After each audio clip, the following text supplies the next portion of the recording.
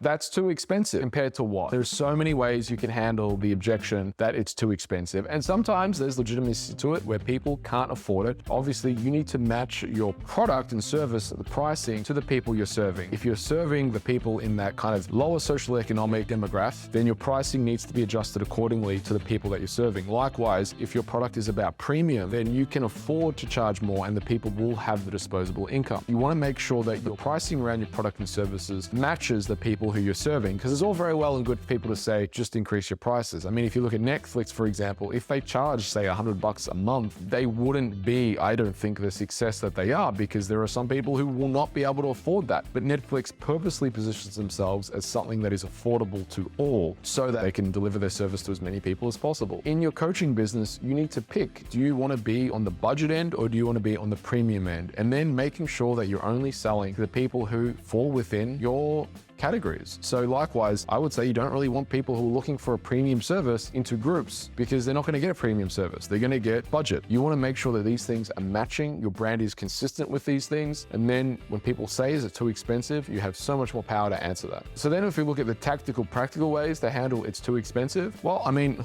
I like the NLP response, which is too expensive compared to what? Or too expensive compared to piano lessons. Like you say something random like that. Like you can compare it to things and make it like seem ridiculous, but too expensive compared to what? I do like. I don't often use it, and I don't often hear it's too expensive, to be frank, because to me, if you get that objection from a sales perspective, it's that you haven't pitched it correctly. You shouldn't be getting it's too expensive, because that is the symptom of you not doing the sales pitch correctly. It's also a symptom of you getting the wrong people into the door, because you do want people to be able to afford your product, right? So if you have a match between your pricing and the people you're serving, but also your pitch should be building value, and you should be speaking to the client's pains, needs, wants, frustrations, that when you get to the point of price, they see the value. So it's more a matter of how can I afford it rather than it's too expensive. If I hear too expensive, I know I haven't pitched it properly and I haven't done my job, because what the price is should seem cheap in comparison to what I pitched, regardless of whether they can afford it or not. So in other words, even if they can't afford it, they should feel like this is tremendous value. The way I know that is I'll ask a question, if money wasn't an issue, would you still want to go ahead with this program? If the person says no, you haven't done your job. If the person says yes, then you have pitched it, but maybe there are financial constraints where you may need to look at a downsell or look at a payment plan, which then allows the client to kind of get a snippet of what you're doing at a lesser cost and obviously not providing as much service. If you've enjoyed this video and want more information around growing your personal training business, I highly recommend you check out enterprisefitnessacademy.com, where I have courses on teaching business, marketing, sales, training, nutrition, get the best results for their clients and help them maximize their profits. And also make sure you subscribe